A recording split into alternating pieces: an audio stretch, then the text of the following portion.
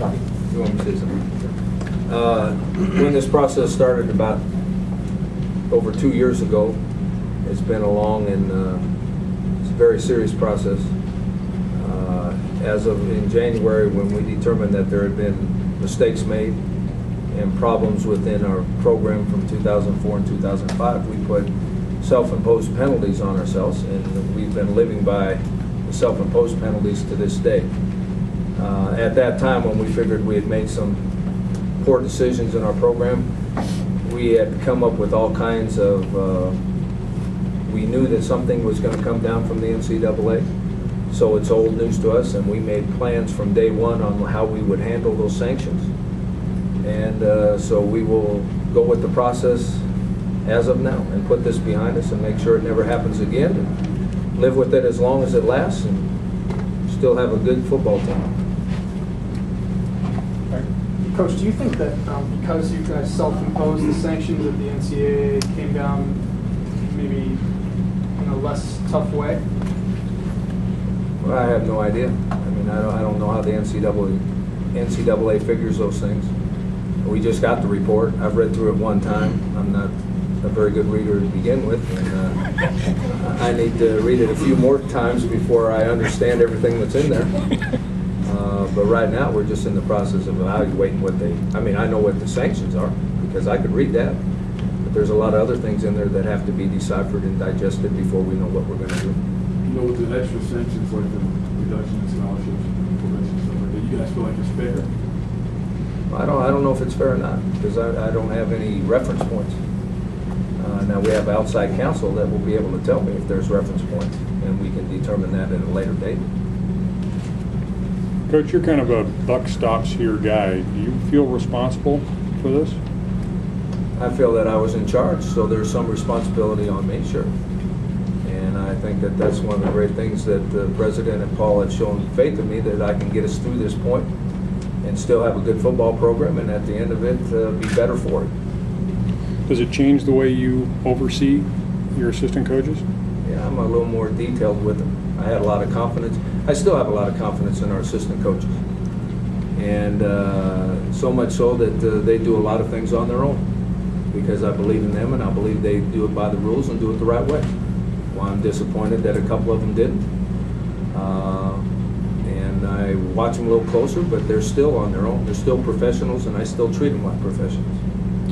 Are these sanctions that you think will hurt pretty much, or do you think there's something that you guys already start putting things in place you can overcome probably without a lot of damage? Yeah, I think that's true. I think that with the restrictions on initial scholarships, we have to be a little more selective. Not as many kids will be given a chance that we might have once given a chance. There might be some walk-on kids that in the past would have earned a scholarship that won't get one now. Other than that, I think we can live within the restrictions and still have a great football team. Paul, in your mind, what accounts for the discrepancy between the self-imposed sanctions and what the NCAA came down with, especially regarding the scholarship reductions? And what does the committee think about that? Well, I don't have really an answer for that, Rick. You know, it's not a process where you get a lot of feedback. We're still, as Coach Long said, we're digesting moving forward. We'll talk to, we'll spend some time discussing and evaluating. There isn't feedback provided in the process that suggests one way or the other. I think an important add-on to that point are these, it goes back to the risk in the future is that these changes we've made will make it very difficult for this kind of thing to happen again. And I think that's what's really important to me as president is to, and that's why I sit up here and have so much confidence in these two individuals. I know their devotion and commitment to doing this right. And they were totally cooperative as we put in place these new administrative structures and approaches. And I think as a result, I just want our fans to know that I think they can feel very comfortable that we're not going to get in this situation in the future. At what point, Coach, does depth, does this affect your depth? At what point, in what year, at what recruiting time? Well, I said when you have to be a little more selective, I don't want to hurt any players' feelings, but there's 10 or 12 scholarship players on our team right now that can't play. I mean, they're good kids and they try really hard and they're good in school, but they're not helping our depth either. So we have to be a little more selective in the recruiting process to make sure we have fewer of those guys. Coach, do you feel betrayed by the 2 coaches that were named in this? No, I don't feel betrayed. I mean, I think that they made some very poor decisions because when they're out on the road on their own and doing those sort of things, they are trying to recruit the best they can, and sometimes you lose sight of what's important.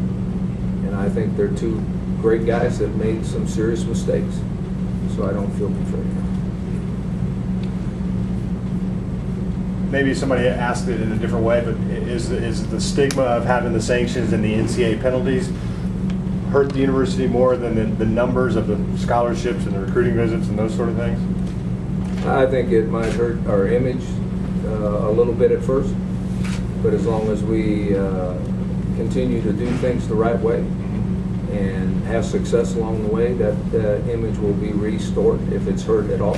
I don't think it hurts the university's image. I think it hurts the football program's image. I don't think it hurts the athletic department's image. I think it hurts the football program's image. Coach, does that mean you have to work a little harder because you know other schools will use it against you? I think other schools might use it against you in recruiting, but I don't know how many of you understand 18-year-olds. I don't. But I do know that when you recruit them, there's a couple things that are important to them, and none of those have been taken away.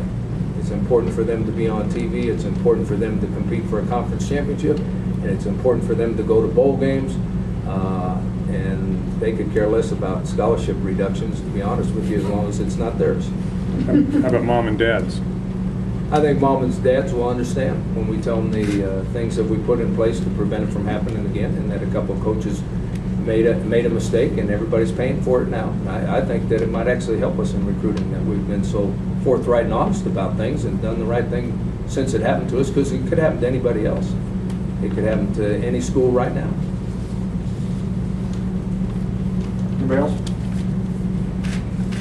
Guys, thank you. Good job.